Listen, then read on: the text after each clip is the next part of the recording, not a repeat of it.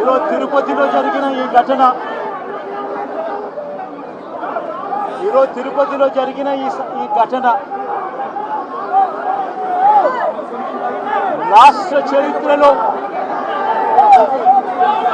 ఎప్పుడూ కూడా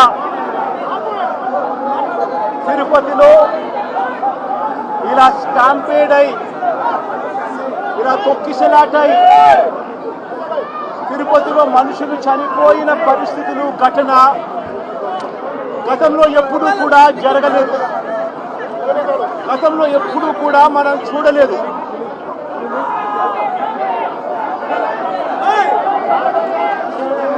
ఈరోజు ఇలాంటి పరిస్థితులకు దారి తీసిన దానికి కారణాలు ఏమిటి అని చెప్పి అందరము కూడా ఆలోచన చేయాల్సిన అవసరం ఉంది. ఎందుకు ఈ ఘటన జరిగింది, ఈ ఘటనకు గల కారణాలు ఏమిటి అని చెప్పి నిజంగా ఆశ్చర్యం కలిగించే విషయాలు బయటకు వస్తాయి. వైకుంఠ ఏకాదశి అని చెప్పి ప్రతి సంవత్సరం మనం జరుపుకుంటాం. ప్రతి సంవత్సరము వైకుంఠ ఏకాదశి నాడున ఆ రోజుల్లో కొన్ని లక్షల మంది వెంకటేశ్వర స్వామి దర్శనానికి వస్తారని, ఆ రోజు వైకుంఠ ద్వారం తెరుస్తారు అని అందరికీ కూడా తెలుసు. వైకుంఠ ద్వారం తెరవడం అన్నది మహాపుణ్యాన్ని ఇస్తుందని, ఆ పుణ్యం కోసం లక్షల మంది జనాలు ఆ రోజున వస్తారు తిరుపతికి అని అందరికీ తెలిసిన విషయం. నేను ఒకటి అడుగుతా ఉన్నా, 10వ తారీఖున వైకుంఠ ఏకాదశి అని అందరికీ తెలుసు. లక్షల మంది జనాభా ఇక్కడికి వస్తారు అన్న సంగతి అందరికీ తెలుసు. మరి లక్షల మంది జనాభా వస్తారు అని అందరికీ తెలిసి ఉన్నా కూడా ఎందుకు తిరుమల తిరుపతి దేవస్థానంలో టికెట్లు ఇచ్చే కౌంటర్ల దగ్గర ఎందుకు మీరు సెక్యూరిటీ అరేంజ్మెంట్స్, ప్రోటోకాల్స్ పాటించలేదు అని అడుగుతా ఉన్నా. కారణం ఏమిటి అంటే ఇక్కడ ఉన్న టీటీడీ అధికారుల దగ్గర నుంచి, టీటీడీ చైర్మన్ దగ్గర నుంచి, ఎస్పీ దగ్గర నుంచి, కలెక్టర్ దగ్గర వరకు అందరూ కూడా దీంట్లో భాగస్వాములే. చంద్రబాబు నాయుడు గారికి తెలుసు 10వ తారీఖున వైకుంఠ ఏకాదశి అని చెప్పి ఆయన ప్రోగ్రాం కుప్పంలో పెట్టుకుంటాడు. 6వ తారీఖు, 7వ తారీఖు, 8వ తారీఖు పొద్దున 8వ తారీఖు దాకా తాను ఇక్కడే ఉంటాడు.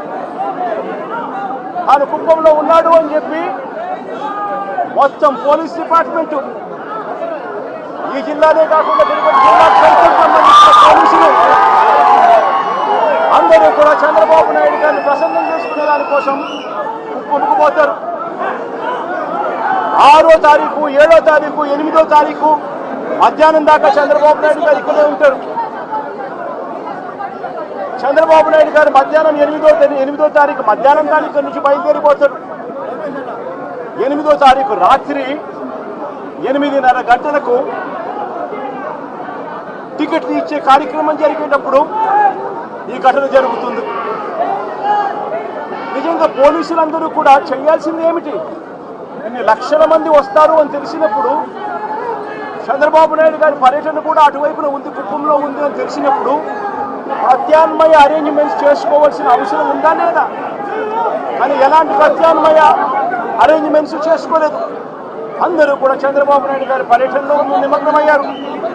8వ తారీఖు మధ్యాహ్నం దాకా తాను ఇక్కడే ఉంటాడు. 8వ తారీఖు రాత్రి 8:30కు ఘటనలు జరిగాయి.